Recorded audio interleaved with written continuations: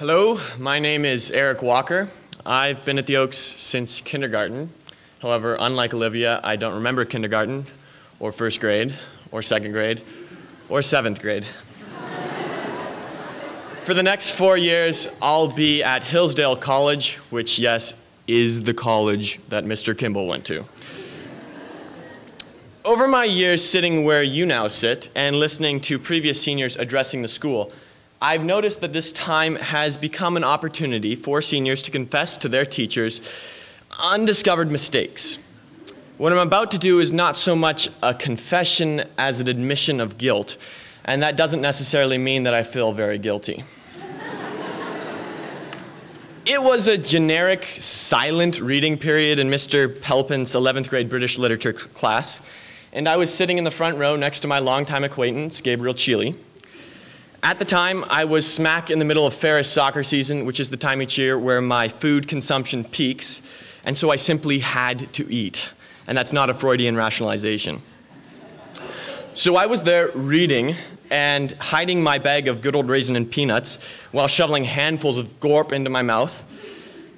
Gabe notices this and holds out an open hand asking for a handout. In my infinite wisdom and graciousness and boundless generosity, I rustled through my bag to grab not one whole peanut, not 1/2 of a peanut, not even 1/4 of a peanut, but 1/8 of a peanut.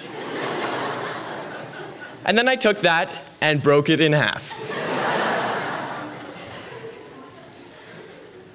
So, to maximize the effect, I take this little piece and I put it into Gabe's hand and just smile at him.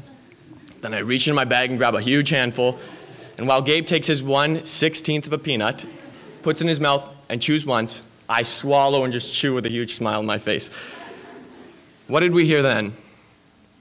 Mr. Chile, would you please come back to my desk?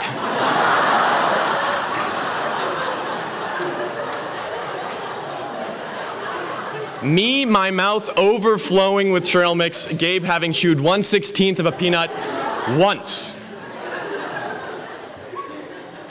It was at that point that I began choking on the irony of the situation. You know how the rest of the story goes. Gabe went back to Mr. Pelpin, and when asked if he had been eating in class, took it like a man and said yes.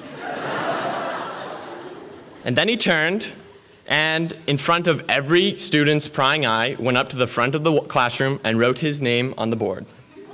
As he turned around and walked back to our desk, he kept smiling at me from ear to ear. He kept that smile on his face for the next 6 weeks before we spoke again.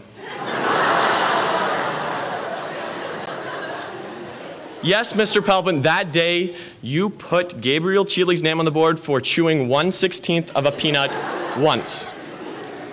But I won't torment you any longer. I can see that your face is getting red.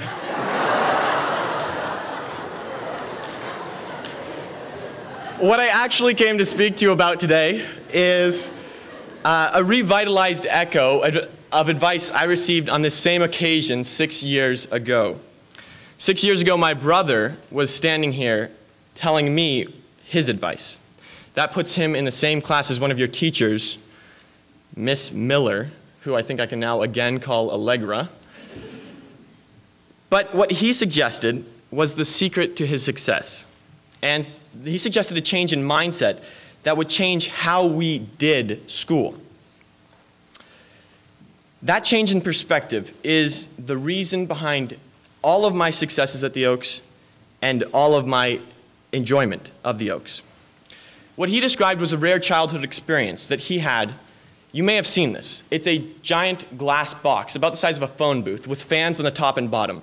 And they blow cash into that box while someone snatches about like crazy, trying to get as much money as they can. He described the Oaks as our box, where our duty was to grab as much money as we could. We have limited time inside this box, 12 years, which flies by like that. And so his point was do your job at the Oaks in the time you're given and grab as much money as you can. Money being the representation of knowledge. That's what my brother said. What I wish to add to that is how you grab the money. Go back to my brother's situation. if he had simply stood in that box with blowing money and kept his mouth open, how much money would he have walked out with? He would have walked out with empty pockets and an empty mouth. Dorothy Sayers, a woman who has more influence on this school than you would know, once said that, quote, "The sole true end of education is simply this, to teach men how to learn for themselves, and whatever instruction fails to do this is effort spent in vain," end quote. That's the last sentence of her essay, The Lost Tools of Learning. So if you truly want to get something out of your education at the Oaks, if you want to leave with money in your pockets, don't go through school waiting for your teachers to force feed you. Don't learn knowledge. Teach yourself it. Attack it. Seek it out with all of your effort. The transformation of this mindset begins with little things, little assignments. It then goes to large assignments, large challenges, and will play out in your study of the Bible and your faith, which my classmates have spoken about early.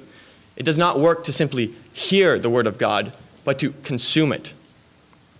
So be the kid in the candy store, the teen in the amusement park, the adult in the car lot.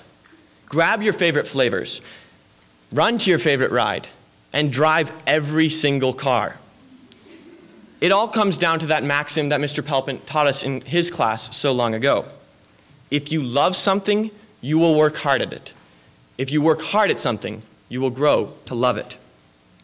So if you want to love school, put yourself in front of challenges in which you can teach yourself.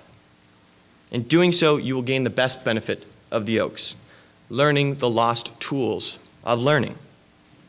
So let me finish with a hearty thank you to my teachers and my parents for all their time and sacrifices. A thank you to my older siblings for the path they stomped out in front of me, and a shout out to my younger brother in 6th grade who is currently reading Don Quixote for fun. Yes, he's 12. So thank you to each of you for your influence on my life. Be sure that you will be missed, and finish your Oaks career with an aggressive mindset of a self-teacher.